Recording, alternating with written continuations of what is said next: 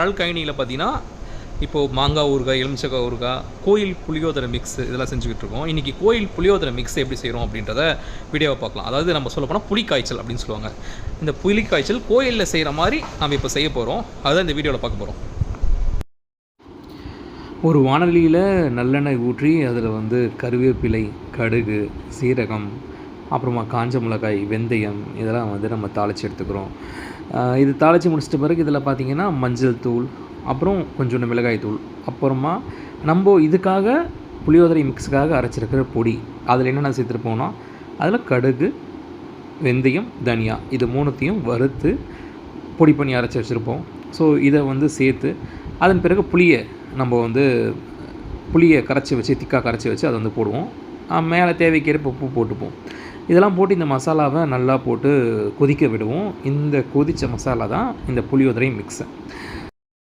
புளியோதரை mix.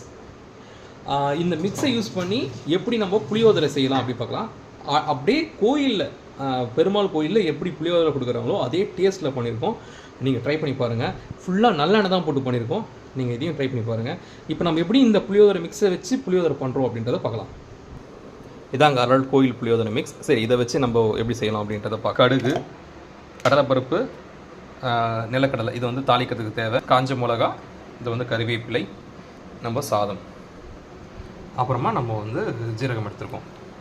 இதெல்லாம் தேவையான பொருள். ஒரு வாணலியில் கடலெண்ணெய் ஊற்றி அதில் கடுகு, சீரகம், கடலைப்பருப்பு, உளுத்தம்பருப்பு எல்லாத்தையும் போட்டுட்டு நல்லா தாளித்து எடுத்துக்கணும். இதுலேயே கறிவேப்பிலை, தேவைக்கேற்ப காஞ்ச மிளகாய் இது மட்டும் போட்டால் போதும். இந்த எண்ணெயிலே நீங்கள் பார்த்தீங்கன்னா மஞ்சள் தூள் சேர்த்துக்கலாம். மஞ்சள் தூள் நிறம் நல்லா கொடுக்கும் நம்ம புளியோதரைக்கு. இது சேர்த்துட்டு அப்புறம் சாதம் போட்டுட்டு மேலே நம்மளோட புளிக்காய்ச்சல் ஒரு 2 டேபிள் ஸ்பூன் போட்டு நம்ம கலந்து எடுத்துக்கலாம். அவ்வளோதாங்க. சிம்பிளாக கோயில் புளியோதரை ரெடி ஆகிடும்.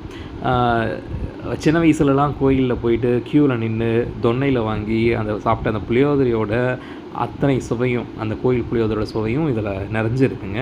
நிச்சயமாக நீங்கள் வீட்டில் ட்ரை பண்ணி பாருங்கள். உங்கள் வீட்டில் எந்த ஒரு விசேஷம் நடந்தாலும், பண்டிகை நடந்தாலும் எளிமையாக இதை வச்சு நீங்கள் புளியோதரை செஞ்சு கடவுளுக்கு படைக்கலாம்.